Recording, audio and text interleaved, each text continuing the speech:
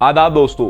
N उस time पर जब इंडिया के अंदर इलेक्शंस होने वाले हैं, दिल्ली के चीफ मिनिस्टर अरविंद केजरीवाल को अरेस्ट कर लिया गया है। क्या अरविंद केजरीवाल असल के अंदर कसूरवार हैं या इनको सियासी साजिश के थ्रू गिरफ्तार किया गया है? इन तमाम चीजों को आज की इस वीडियो के अंदर ब्रीफली डिस्कस करते हैं। अगर आपने अभी तक हेल्थियोन एरा को सब्सक्राइब नहीं किया तो प्लीज मेक श्योर सब्सक्राइब। सबसे पहले तो इस चीज को जानना जरूरी है कि जिस केस के अंदर इनको गिरफ्तार किया गया उस केस की हकीकत क्या है। असल के अंदर इस केस की शुरुआत 2021 के अंदर हुई थी और ये लिकर पॉलिसी का केस उसी वक्त शुरू हुआ था। असल में दिल्ली हुकूमत ने 2021 के नवंबर के अंदर लिकर पॉलिसी के अंदर कुछ चेंजेस की थी। लिकर पॉलिसी के अंदर चेंजेस के अंदर दो मेजर चेंजेस ये थी कि सबसे पहले तो लिकर पॉलिसी के अंदर लगने वाले ड्यूटीज को चेंज किया गया और ड्यूटी के टैक्सेस को चेंज करके दिल्ली हुकूमत ने अपने मुताबिक कर लिया। और दूसरे नंबर पर शॉप्स की लोकेशन को लेकर एक बड़ा सवालिया निशान था कि शहर के कई इलाकों के अंदर बहुत ज्यादा शॉप्स थी और कुछ एरियाज के अंदर बिल्कुल भी शॉप्स अवेलेबल नहीं थी।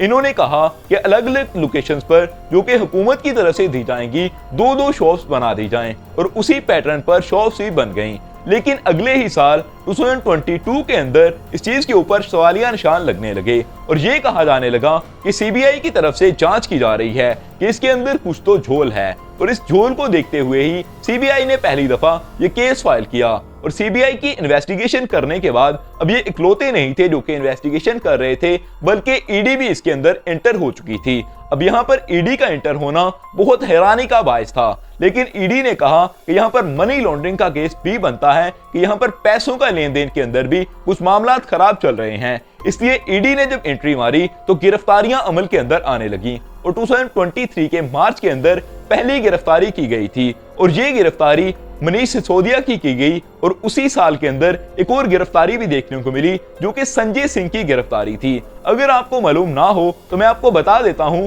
कि अभी तक ये दोनों लोग जेल के अंदर मौजूद हैं, लेकिन मामला यहाँ पर भी रुके नहीं और 2023 के साल से ही अब इनको सम्मन भेजे जाने लगे और ये कहा जाने लगा कि अरविंद केजरीवाल के ऊपर भी केस बनता है। अरविंद केजरीवाल इन चीजों को टैकल कर रहे थे और स्टार्ट के अंदर उन्होंने यही कहा और आम आदमी पार्टी के तमाम लोग भी यही कह रहे थे कि ये केस बनता नहीं है। आम आदमी पार्टी के लोगों के ऊपर जो केस डाला जा रहा है ये बिल्कुल इलीगल है। वो तो चाह रहे थे कि मनीष सिसोदिया को भी अरेस्ट ना किया जाए, उनको भी छोड़ दिया जाए और संजय सिंह को भी हवाला से बाहर निकाल दिया जाए, लेकिन यहाँ पर सम्मन आ रहा था और अरविंद केजरीवाल को अरेस्ट करने के बारे में बातें होने लगी थी।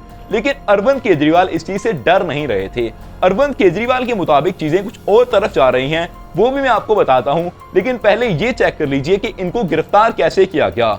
अरविंद केजरीवाल को 9 दफा सम्मन भेजने के बाद अब ईडी ने इस चीज का फैसला किया कि इनको गिरफ्तार करना है। वो इन्वेस्टिगेशन करने के लिए इनके घर पर आए, लोगों का हजूम वहां पर इकट्ठा हुआ, लेकिन उनको यह बताया गया कि इनकी इन्वेस्टिगेशन करने के लिए हम यहाँ पर मौजूद हैं। फिर अरविंद केजरीवाल को वहीं से गिरफ्तार कर लिया गया।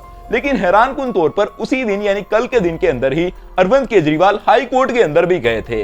अरविंद केजरीवाल ने वहां पर जाकर कहा कि वो इस चीज के लिए तैयार हैं कि उन्होंने कोर्ट के अंदर आना है, लेकिन आप इनको रोकिए कि मेरी गिरफ्तारी ना की जाए, क्योंकि यहाँ पर इलेक्शन हेड पर हैं, इलेक्शन सर पर हैं, इसलिए गिरफ्तारी हुई तो मामला खराब होंगे, हमारा नुकसान हो सकता है। लेकिन हाई कोर्ट ने इनकी अपील को रिजेक्ट कर दिया था। हाई कोर्ट ने इनकी अपील को रिजेक्ट किया तो इनको गिरफ्तार कर लिया गया और अभी ये जेल के अंदर मौजूद हैं। अब इनके एस्पेक्ट की बात कर लेते हैं कि यहाँ पर अरविंद केजरीवाल का क्या कहना है कि उनकी तरफ से ये केस किस तरह का चल रहा है। अरविंद केजरीवाल के मुताबिक उन्होंने तमाम डॉक्यूमेंट सबमिट करवा रखे हैं और कोर्ट के अंदर उन्होंने 22 अप्रैल को पेशी भुगतनी है और 22 अप्रैल के बाद ही इस चीज का फैसला होना है कि फैसला किसके हक के अंदर जाएगा और किसके खिलाफ जाएगा। लेकिन उससे पहले अगर ईडी कुछ भी कर रही है तो इसके पीछे बीजेपी का बड़ा हाथ है। अरविंद केजरीवाल और उनकी पार्टी की तरफ से ये इल्जाम लगाए जा रहे हैं कि ये तमाम चीजें बीजेपी के होल्ड के अंदर हैं और बीजेपी इन चीजों को संभाल रही है।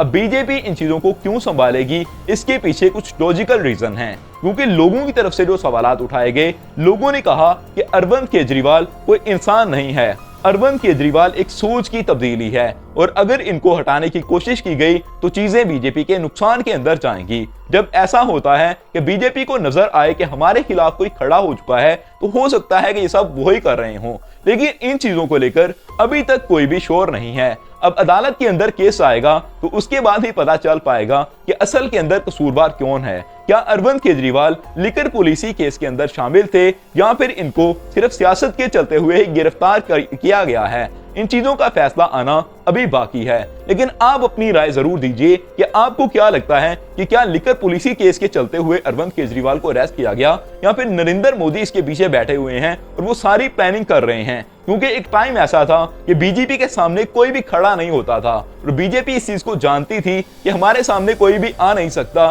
किसी भी किस्म की परेशानी नहीं थी, कोई टेंशन नहीं थी। लेकिन ऐन उस वक्त पर जब इलेक्शंस होने वाले थे तो इलेक्टोरल बॉन्ड का एक भांडा फूटा, जिसके बाद लोग इनके खिलाफ होने लगे और अभी गिरफ्तारियां अगर देखने को मिल रही हैं तो ये चीजें मेरे ख्याल से इसी चीज की निशानदेही करती हैं कि कुछ तो झोल इस मामले के अंदर है। बीजेपी कुछ तो कर रही है जो लोगों की समझ के अंदर नहीं आ रहा। आपको क्या लगता है कि क्या ये इलेक्टोरल बॉन्ड के मामले को छुपाने के लिए ये सब कुछ किया जा रहा है या इसके पीछे अरविंद केजरीवाल खुद जिम्मेदार हैं? ये चीजें कमेंट के अंदर जरूर बताइएगा और चैनल को सब्सक्राइब करना मत भूलिएगा।